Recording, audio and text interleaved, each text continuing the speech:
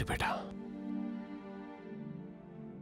ఆ పాప ఎవరు అని తెలుసుకుందామని మేం చేసిన ప్రయాణంలో అడుగడుగునా నీ గురించే విషయాలు తెలిసాయి గాని ఆ పాప కథానిక నీ రక్తం పంచుకుని పుట్టిన కూతురని తెలుసుకోలేకపోయాం.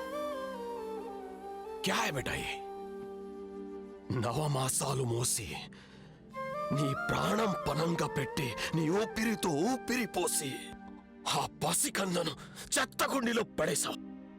వాళ్ళు వాడి పడేసిన కాండం ప్యాకెట్లా? అల్లా కభీ మాఫ్ నీ కరేగా.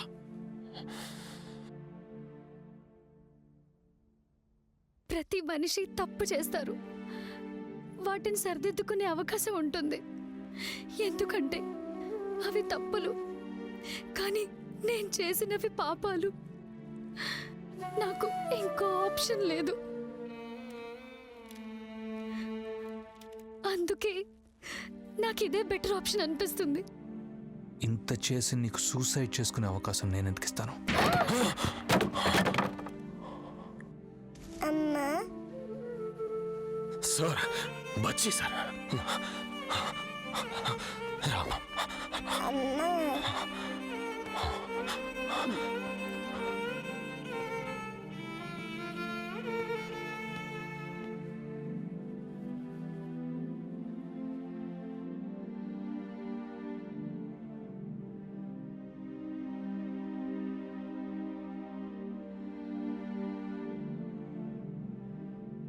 వసంత్ కుమార్ చౌదరి గారు లాంటి తండ్రికి పుట్టిన అమ్మాయివి నీచమైన డబ్బు కోసం ఆయన చావు బ్రతుకుల మధ్యలో వదిలేసి వెళ్ళిపోతావా?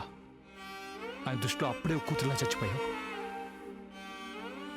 ప్రేమ పేరుతో ఇదిగో నీ అందాన్ని ఎరగా వేసి అది డబ్బు కోసమే డబ్బున్న ప్రతి ఒక్కరిని ప్రేమించానని మోసం చేశావు.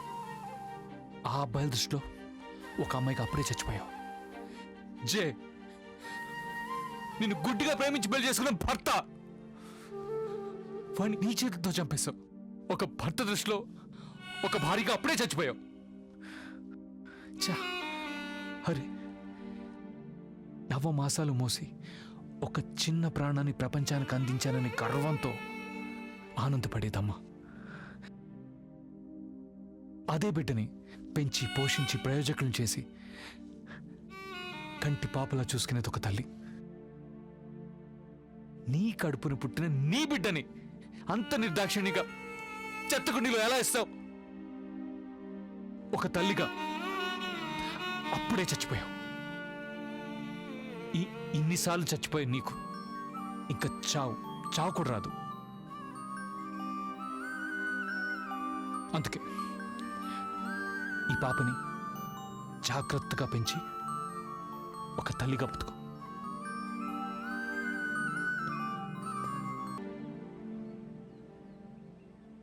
వసంత్ కుమార్ తను అనుకున్నట్టుగా తన మనవరాల్ని తన కూతురు దగ్గర చేర్చాడు. అమ్మా మీరన్నట్టుగా ఆ పాపకి ప్యారల్గా ఒక ఆత్మ ఉందంటాం తప్పు. ఎందుకంటే ఏ ఆత్మ ఈ హత్య చేయించలేదని, శృతియే ఈ హత్య చేసిందని ప్రూవ్ అయింది కాబట్టి. లేదు సార్, శృతి ఉద్దేశపూర్వకంగా తన హస్బెండ్ జైని చంపిందనేది ఎంత నిజమో పాపని ఆత్మ ఆవాహించడం కూడా అంతే నిజం సార్. అదేంటి సార్, వసంత్ కుమార్ తన అనుకున్నట్టే తన మనవరాల్ని తన కూతురు దగ్గరికి చేర్చిన రోజు తన దత్తత తీసుకున్న సరస్వతి ఇంటికి తిరిగెళ్ళాడు సార్. సార్, కూతురు ఎన్ని అరాచక పనులు చేసినా తట్టుకున్న ఆ గుండె తన పేగుని తెంచుకు పుట్టిన తన బిడ్డని అలా చెత్తకుండిలో పారేసిన విషయం తట్టుకోలేకపోయింది సార్. ఆ దిగులతోనే ఆ రోజు చనిపోయాడు సార్. కుక్కతోక వంకర అన్నట్టుగా సార్, జయతో పెళ్ళైన తర్వాత కూడా శృతి ఎప్పటిలాగే ఫేస్బుక్లోనూ సోషల్ మీడియాలోనూ బయట పరాయి మగాళ్లతో అసభ్యకరంగా ప్రవర్తిస్తూనే అలాగే ఉండేది. ఈ విషయం తట్టుకోలేక తన కూతురికి ఒక మంచి దారి చూపించాలని ఆ పాప దగ్గరికి ఆత్మలా వెళ్ళి చేరాడు సార్. ఆ పాపతో ఆడుతూ పాడుతూ ఉన్నాడు సార్.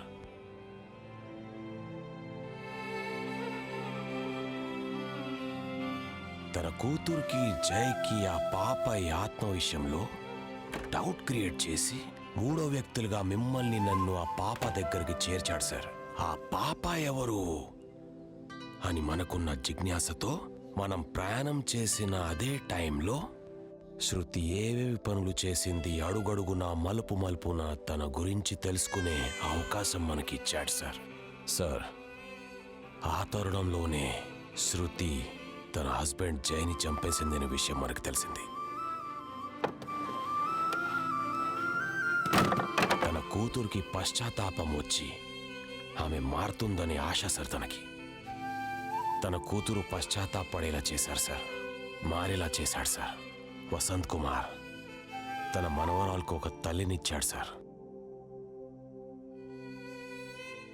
తన కూతురికి ఒక పునర్జన్మిచ్చాడు సార్. యా అల్లా.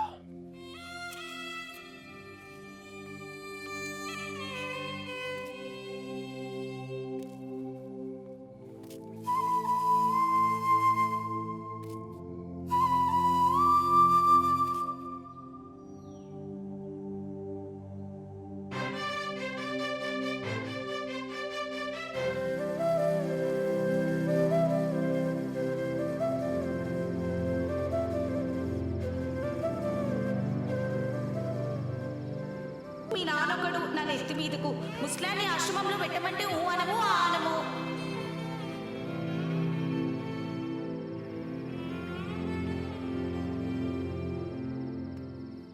నాన్న